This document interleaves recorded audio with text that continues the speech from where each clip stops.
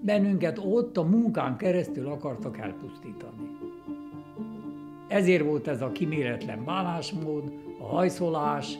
Nem akartak ott rögtön tarkon lőni bennünket, hanem gondolták, hogy nyitunk egy bányát, abban meg mi belepusztulunk, ő nekik meg lesz egy jó bányájuk.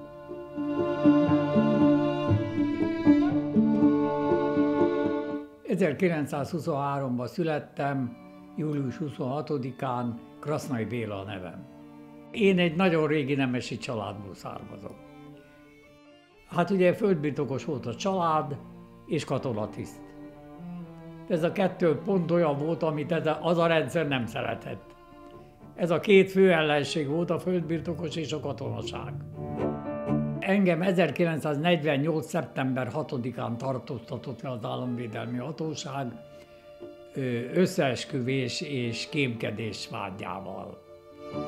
Nézze, én az 50-es éveket rács mögött töltöttem. 48-ban fogtak le, és ahol egy büntető brigád vagy büntető egység megalakult, abban én benne voltam.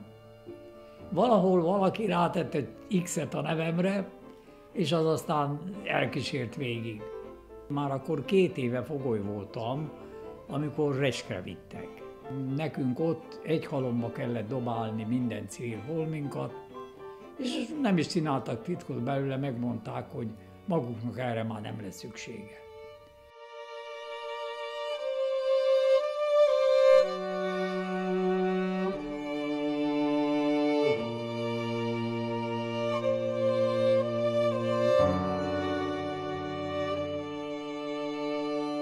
Az ember egy ilyen ólmos zsibbadságba élt.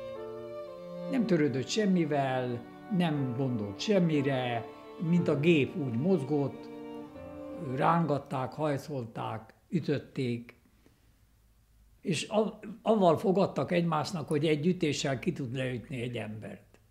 Csak úgy, szórakozásból. Úgy általában 20 perc után az ember elájult. Nem is volt rossz, mert legalább nem fájt akkor. Október közepén elkezdett esni az eső. És amikor az ember egyszer csak érezte, hogy a hátán végig szalad az első víz folyam, hát akkor utána a következő, és egy fél óra múlva már nem éreztünk semmit, mert tiszta víz volt mindenünk. És ez a átázottság egész december közepéig tartott, amikor ránk fagyott a ruha.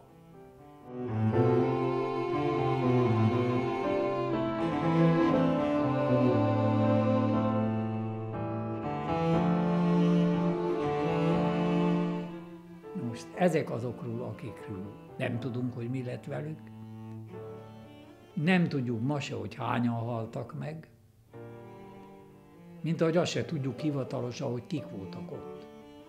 Mert itt csak a létszámot, meg a neveket, azt így emlékezetből állítottuk össze.